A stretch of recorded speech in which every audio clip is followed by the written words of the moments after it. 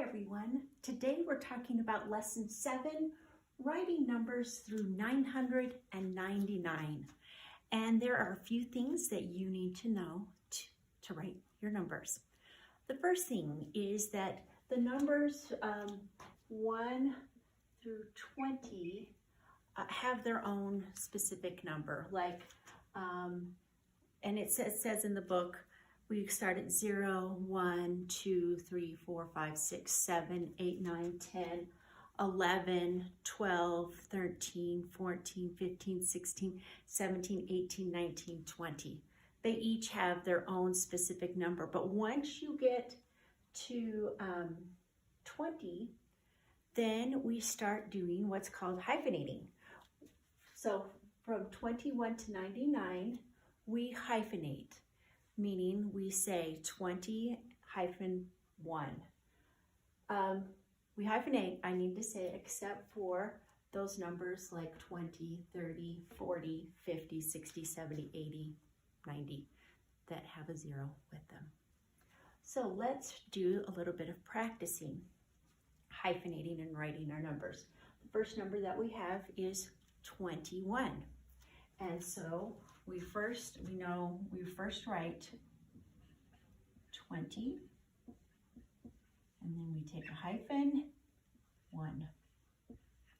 Let's try another number, 99. So we first say 90, hyphen, 9. The next one is 25. And we know that this is 20 hyphen 5. 44 is a really interesting one. Notice how we spell the word 40. F-O-R-T-Y.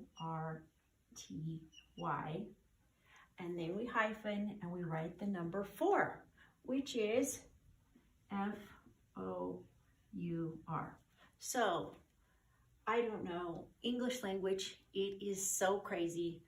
44, F-O-R-T-Y, F-O-U-R.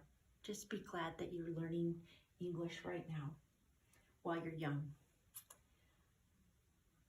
The next one is 122. And I hope you noticed how I said the number, 122. Sometimes we have the habit of saying 122. But when we are writing numbers, we do not write and when writing whole numbers. So I would say 100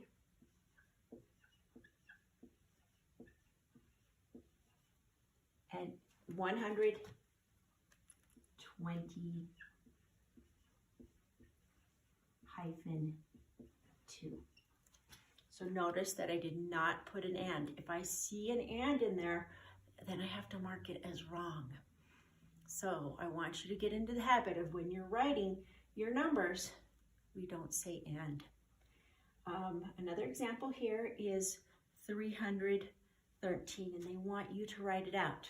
Notice how I said it. So write it with me. 313.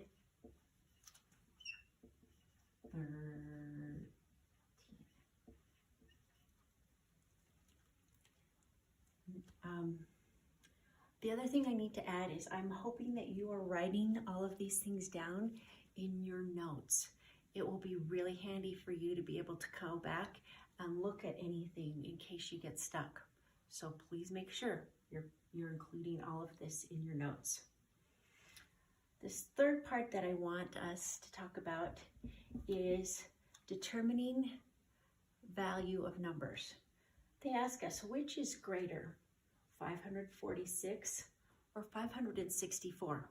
They all have the same digits, but in a different order.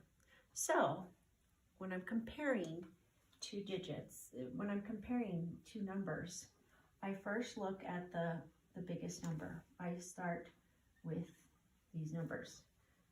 The biggest, which is in the hundreds, and 500 and 500, those are the same. And so we go next to the tens. And we look at the tens. I know that 40 and 60, when I compare them, I know that 60 is greater than 40. And so this tells me that 564 is greater than 500. I added an and, guys. You can say it when you're talking about it, but not when you're writing about it. And for Mrs. Dot, I need to actually get better at just not adding it. So 546 is less than 564. So there you go. Now, the next one. This concept of least to greatest, the smallest to the greatest. Sometimes when I'm thinking about it, I sometimes like to do a visual, the smallest to the biggest.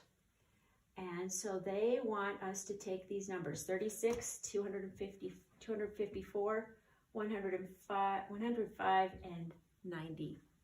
We know right off the bat that 36 is the smallest number. So we're going to put it right here. What's the next biggest number? I'm looking, it's this next 2-digit number, 90. Now, I have these 2 digits to compare. 200 is greater than 100.